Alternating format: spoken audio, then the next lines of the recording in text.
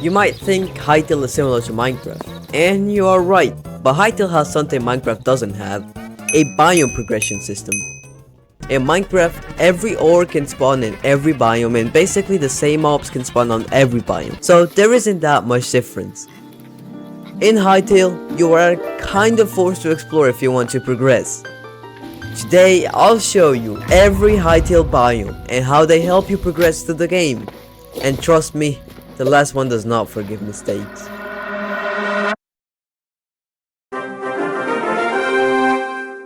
This is where you spawn. Green grass, trees, calm music. It feels safe. You punch a tree and grab some stone rubbles, and you start crafting your first gear. Until you find this. The main enemies you can find on the surface are skeletons, goblins, wolves, and bears. Animals here will fight back when you punch them, making it harder to get food. And you'll also find the Forgotten Temple Gateway. There is a portal in there, where there is a portal to the dimension. But you probably know this already. In the caves, you'll find copper, iron, and very rarely gold. These three are the main ores. You can make an armor set out of copper and iron. Gold here is for other stuff. Back into the caves, these have smaller biomes, like a cave with exploding mushrooms, or much deeper, the magma caves. I don't know if that's their name. Here, the game gets a little harder, so bring copper armor and tools, or even better, a copper set. The main enemies here are these burned skeletons, a floating skull, these shooting skeletons, the boss, and the lava golem, and the frog. So which one should you worry about? The frog! Watch out with this frog! Don't let yourself be fooled. This guy might seem dangerous until you find the magma frog. Let me explain it to you.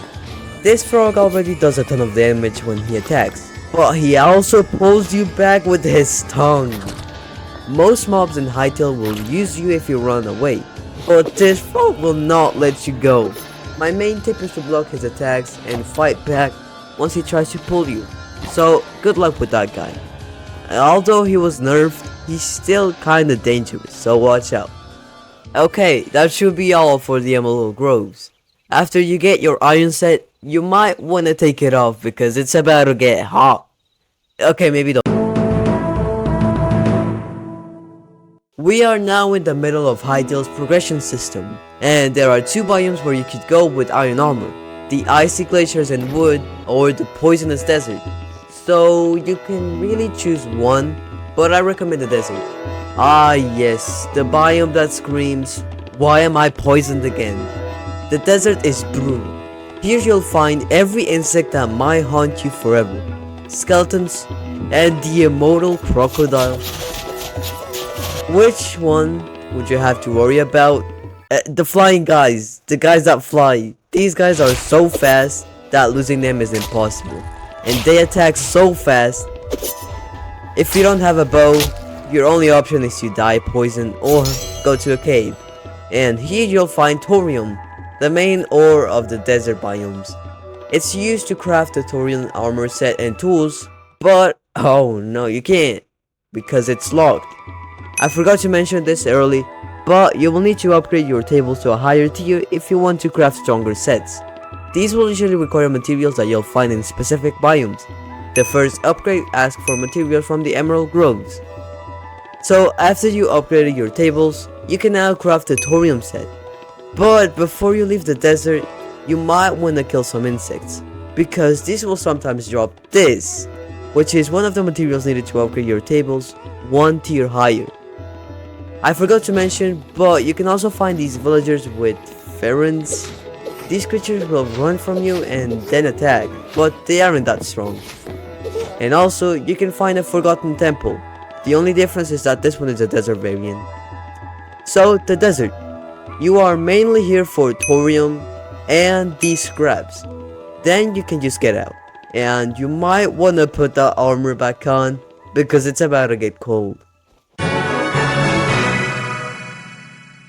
I will say this, it's my favorite biome.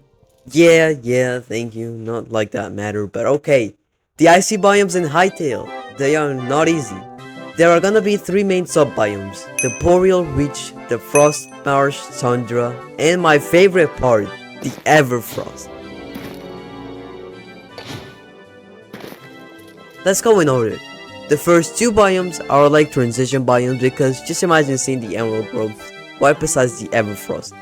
In these two biomes you can find icy skeletons and the void mobs. Which one we should worry about? The soldier looking guys. If you don't have a thorium armor, they will destroy you. Although you won't find them wandering around, they are usually in structures, so let's talk about them. Sometimes you will find a staircase going down structure, and here you will encounter the soldier guys. They are called the Outlanders. They don't block and only attack, and they do it fast, so be careful. This structure is filled with tons of loot that you want to grab inside the temple in the last room. There will be a boss, I think it's the Outlander Brute. This guy is easily countered with a ranged weapon. The other structure is another forgotten temple, this one being icy instead.